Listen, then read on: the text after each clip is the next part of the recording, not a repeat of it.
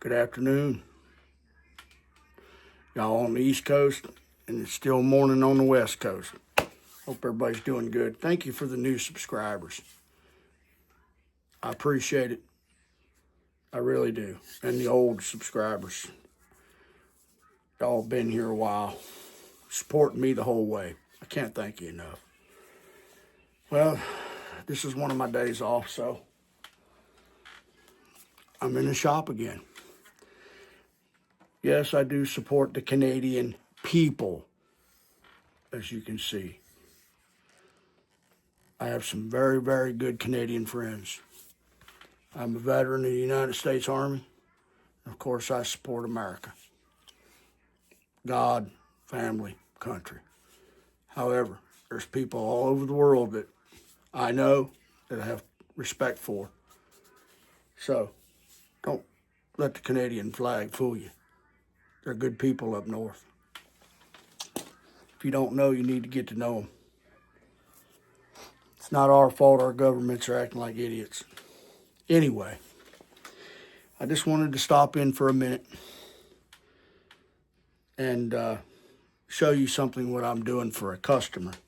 Now, I don't think he's going to mind if I show you this. Russ Hall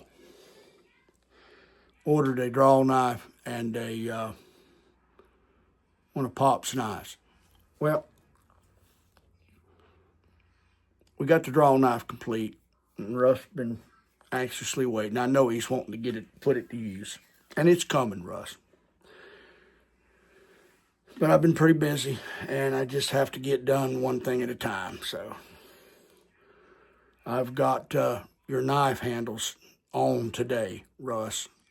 I've just got to clean up the blade and sharpen it and get a sheath made for it. But I just wanted everybody to see what you can do with bone or stag.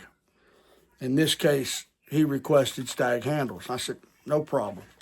I can stabilize horns just as good as I can wood. And that's what I did. I found a couple pieces of horn that I thought would be suitable. And I wanted to make them as natural as I could. You know how horns are in the butt. They've got a lot of cuts and creases and jibbing, they call it. And nature does a pretty good job on jibbing. I don't know where the camera is. There it is. What I want to do is do a combination of both. So what I do is I slice a piece of horn. I don't really have one here, but you can just imagine that's a piece of horn. Round, curved, however. Well, I slice it down the middle, okay? Then I'll take and I'll stabilize that in my stabilizing chamber. The length of the handle that I want. And once it's done stabilizing, I'll flatten the bottom out that's going to go against the tang as flat as I can get it. Then I'll epoxy them and pin them on. But, you know, being natural horn, it's not going to be perfectly symmetrical. Let me get another knife. Like Joey Gordon's knife. If you look down this handle, set of handles, it's pretty much even on both sides. You see that? Okay. Nice symmetrical thickness on both sides of the material. Okay. Well, I know Mr. Hall will appreciate the natural beauty in these handles. I antiqued them so it looked like, if y'all know what honey bone on a pocket knife looks like, this is honey bone, okay? Now that's not natural. That's hand jibbed, okay? Those dips and all that are put in there by hand to make it look like bone. Now, some knives have a little natural jibbing in it, and then most of it's man-made to blend it in. The reason they do that is it's so hard to cut a piece of horn and get two exactly flat, even thicknesses from one end of the knife to the other. So I don't worry about that so much as I leave them natural, and I blend the hand jibbing in with the natural jibbing. So this is bone, this is not wood. But I give it a nice dark patina. Now keep in mind this has to be sanded, the spine of the steel itself. It's still brushed. But I wanted y'all to see the jibbing. A lot of that in here is natural. Okay? And I just went in and filled in the blanks, especially around the pins. Now the other side, okay? It's very, very difficult to sand the profile of that handle and keep all that jibbing in the face, especially when you're taking down material to make the pins flush. Those pins are nice and smooth, okay? You don't want them, especially the ones in the middle. You want a perfect as you can get feel in the hand so that you're not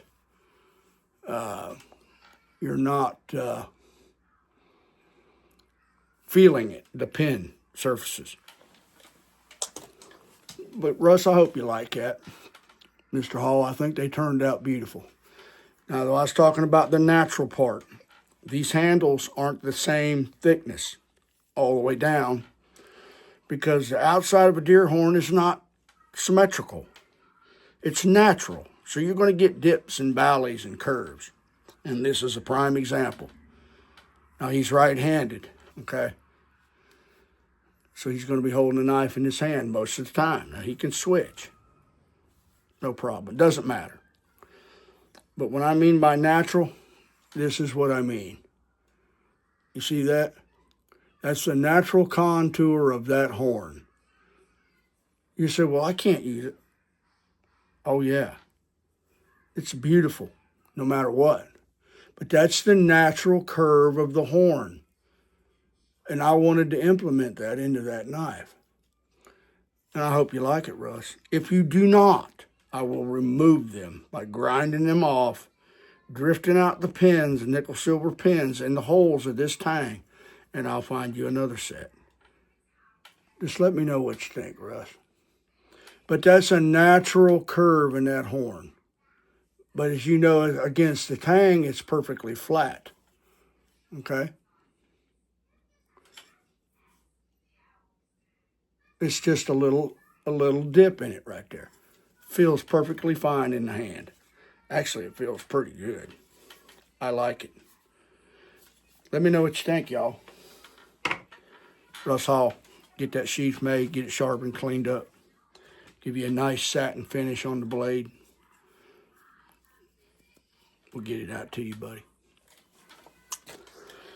I just work when I can. Well, I appreciate y'all. Stay tuned. More to come. We got to draw a horse to finish and some more chainsaw restoration. I got to get some axe handles made for Rustic Roots out in West Virginia and J&K out in West Virginia. For Pappy, double bit coming up and a single bit coming up. And Goobs, I haven't forgot about you. We're just waiting on the final part. When we get it, we'll get it. All right? God bless y'all.